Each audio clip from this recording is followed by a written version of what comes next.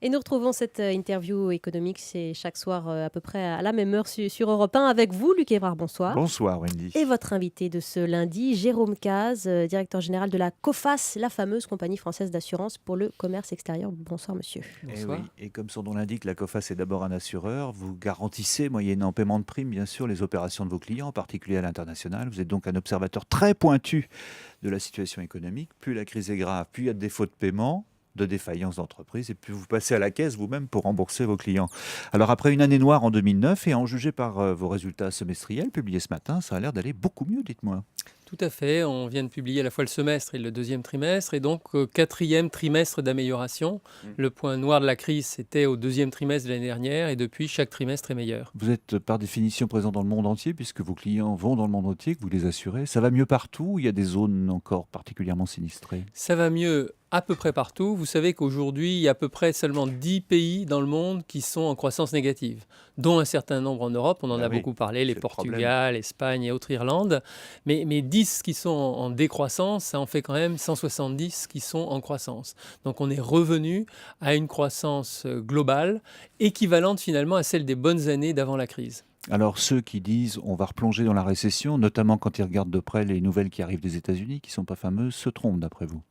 Alors d'abord, il faut se souvenir que ça se produit toujours après une crise. C'est-à-dire qu'après une crise, vous avez toujours au moins un an de pédalage collectif sur le thème est-ce qu'il n'y a pas un double dip? Ça s'appelle courbe en W. Enfin, suivant les moments, les journalistes trouvent... C'est la rechute. On l'attend parce que l'esprit humain se dit on a un tel coup sur la tête, ça va se reproduire. En général, et jusqu'ici, depuis la guerre, ça ne s'est jamais reproduit. Nous pensons que ce sera comme d'habitude, c'est-à-dire que ça ne se reproduira pas parce que finalement, aujourd'hui, ce qui produit la crise, c'est des anticipations un peu délirantes qui s'écrasent au sol. Et ce que j'observe avec les 30 000 chefs d'entreprise avec lesquels on travaille, c'est que personne n'a d'anticipation délirante aujourd'hui. Tout le monde est très prudent. Et vous dites même c'est plus sain que ça redémarre lentement, au point qu'on ait des doutes sur la durabilité de cette reprise, parce que ça nous épargne peut-être d'autres bulles et d'autres crises à venir. Absolument. Si on essaie de tirer les leçons de la précédente crise, ça a été quand même une crise, comme toujours d'ailleurs, d'optimisme collectif délirant. Et donc un peu de prudence, un peu de prudence aussi aux États-Unis, c'est-à-dire de croissance ralentie aux États-Unis, est le meilleur remède pour éviter la reproduction des errements passés. Alors, COFAS, on l'entend bien, à vous entendre, et par vocation aussi un notateur, 30 000 clients en assurance dans le monde entier. Ils ont eux-mêmes 3 millions d'entreprises partenaires. C'est un réseau formidable d'information et peut-être pour vous de notation. Vous êtes en tout cas candidat pour devenir une agence de notation à part entière. Vous avez déposé un dossier à Bruxelles qui veut maintenant les agréer après les abus des périodes passées. Vous avez bon espoir? Nous avons bon espoir. En gros, si vous voulez, vous entendez l'ensemble de la planète dire il faudrait une nouvelle manière de noter. Il faudrait un nouveau modèle de notation. Nous arrivons en disant, nous, écoutez, on a une expertise, vous l'avez gentiment rappelé, on est en risque sur 3 millions d'entreprises à un moment donné dans le monde.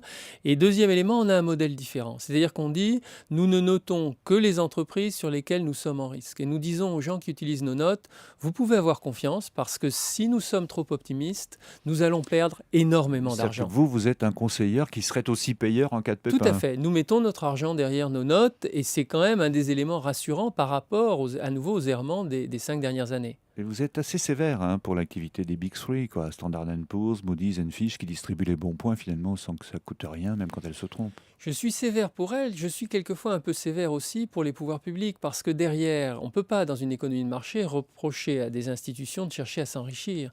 Mais les agences de notation sont finalement des délégataires de services publics. Les pouvoirs publics leur ont dit « c'est très compliqué de mesurer les risques, faites-le pour moi ». À ce moment-là, il faut contrôler comment ils le font. Vous vous donnez quel délai pour parvenir à vos fins et quelles sont d'après vous vos chances de succès? Mon premier délai, c'est de dire je veux améliorer la gestion de mes risques pour moi et pour mes assurés. Des notes qui sont contrôlées par l'extérieur, qui sont connues à l'extérieur, seront meilleures et je gérerai mieux COFAS. Mon deuxième délai, c'est d'arriver à entamer un peu l'oligopole des agences de notation. Et là, il faudra au minimum 3 à 5 ans. Ben oui, parce que ça ne se décrète pas comme ça. C'est dans les têtes. Tout, même si on sait qu'elles se trompent. Voilà, vous avez la même personne qui, d'une minute à l'autre, va vous dire « Oh, ces gens-là sont intolérables ». À propos, qu'est-ce qu'ils pensent de l'Espagne en ce moment? C'est bien noté, Jérôme Caz. Merci beaucoup. À demain, Wendy. Merci beaucoup, messieurs. Je vous rappelle que vous pouvez retrouver en vidéo et en podcast sur notre site europe1.fr cette interview des décideurs économiques chaque soir avec Luc Évrard. Merci.